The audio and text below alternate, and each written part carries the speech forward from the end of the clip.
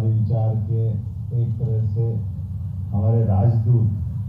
माननीय सूरज भाई साहब, जिनका मार्गदर्शन हमको कदम कदम पे मिलता है, हम सबका सौभाग्य है कि आप हमारे बीच ऐसे सारे कामों को लेकर लगातार सबको प्रेरित करते, जिनके कारण से हमारी सामाजिक चेतना सदैव अपने उस मूल चिंतन की तरफ ले जाती, जिसके कारण से दुनिया में भारत की एक विशिष्ट पहचान है। आज के इस अवसर पर यशस्वी माननीय श्रीमान अशोक पांडे जी, अध्यक्ष दत्तोपंत ठेंगड़ी न्यास, हमारे संघचालक भी हैं, आपका विशेष दायित्व है। माननीय शिक्षा मंत्री इंदर सिंह परमार जी, माननीय धर्मेंद्र मोदी जी, माननीय संस्कृत मंत्री, माननीय मुकेश मिश्रा जी निदेशक, आपने प्रस्तावना में सारी बात रख दी है, वो इसको दोहराना नहीं चाहूँगा। और बहुत सुयोग्य पत्रकार और अलग अलग भूमिका में हमारे अपने दर्शन से जोड़ करके आपके लेखों से सदैव पूरे देश में दुनिया में अलग पहचान बनती है, श्री विजय मनोहर तिवारी जी। मैं आज के इस अवसर पर बोलूं इसके बजाय जैसे आप सुनने आए, मैं भी सुनने आया हूं। मूल रूप से हमारे मुख्य वक्ता माननीय भाई साहब जिस ढंग से विषय रखते हैं, और वैसे ये बात सही है कि कहीं भी कोई रिसर्च की बात आए, शोध की बात आए, तो उसमें अगर भाई साहब मौजूद है तो वो सबकी पूर्ति भी कर देते हैं, और एकदम से हम सबको लगता है कि वाकई सुनो तो सुनते चले जाओ। लेकिन ये जिस नाम से ये संस्थान की शुरुआत हुई है, हमारे लिए स्वर्गीय दत्तोपंत ठेंगड़ी जी का केवल एक नाम नहीं है, वो ऋषि समान अपना चिंतन और जीवन में जिस प्रकार से उनने जैसे दीपक स्वयं जल करके दुनिया को प्रकाश देता है, ऐसी हमारी प्रचारक परंपराओं में वो उज्जवल नक्षत्र की तरह है, जिनके माध्यम से उनके दर्शन से एक एक चीज में स्वदेशी का आंदोलन हो, कृषि में उनका दर्शन हो, मजदूर संघ में उनकी भूमिका हो, विद्यार्थी परिषद के भी वो प्रारंभिक काल के संस्थापक सदस्यों में से एक उनकी भूमिका रही है, और उनका अपना चिंतन करने का, काम करने का, बाकी सब बातों के साथ उनका लंबा जीवन हम सब में से कई लोगों को मालूम होगा। लेकिन एक एक बात की, जैसे उदाहरण के लिए कई बार मेरे को भी ये कंफ्यूजन था, लेकिन जब उनका एक लेख पढ़ा तो बड़ा मजा आया, अलग ढंग से देगा। क्योंकि हमने जब अपनी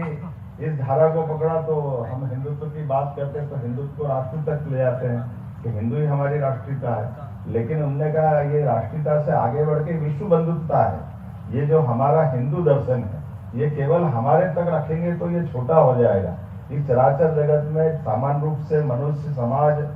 राष्ट्र, मानवता और मानवता से चराचर संस्कृति की तरफ जोड़ने वाली धारा है, वो धारा हिंदुत्व की धारा है। और इस नाते से ऐसे सारे कामों को भी आज के दौर में तो और समसामयिक हो जाता है जब हम आज के इस दौर में इस भाव को देखते हैं। तो यद्यपि हम सब देख रहे हैं विश्व के परिदृश्य में सारी दुनिया में अब सारी दूर आशा का कोई केंद्र बची है तो वह हमारे देश की तरफ बची। और जब ऐसे उमड़ते घुमड़ते सभी प्रश्नों के उत्तर हमको देना है तो हमारी उस प्राचीन ज्ञान परंपरा की तरफ भी हमको जाना पड़ेगा। उसमें ऐसे हमारी आदिकाल से ऐसी लंबी परंपरा है जिसके माध्यम से उन सबको सामने लाने की आवश्यकता भी है, और इस दिशा में लगातार शोध करने की जरूरत भी। सब शासन कर सकता है ऐसा नहीं, समाज ही जा समर्थ होता है। और समाज की समर्थ होने की परंपरा में अगर गुरुकुल परंपरा की बात करें, विश्वविद्यालय की बात करें, तो तक्षशिला नालंदा से लगा करके हमारे यहाँ तो मोक्ष की बात भले ही कही होगी, अयोध्या, मथुरा, माया, काशी, कांची, अवंतिका। मोक्ष का मतलब जीवन के, हमारे अपने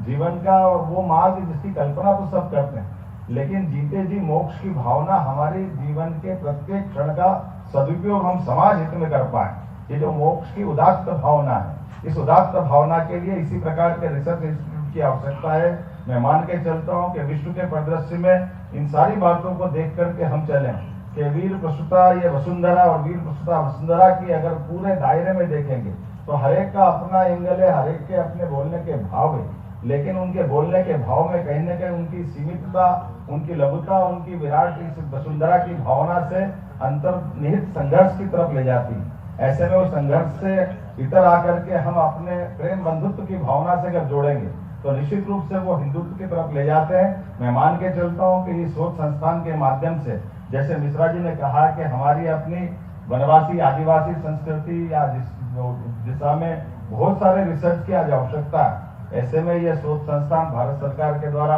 न केवल मान्यता प्राप्त है लेकिन समाज के भरोसे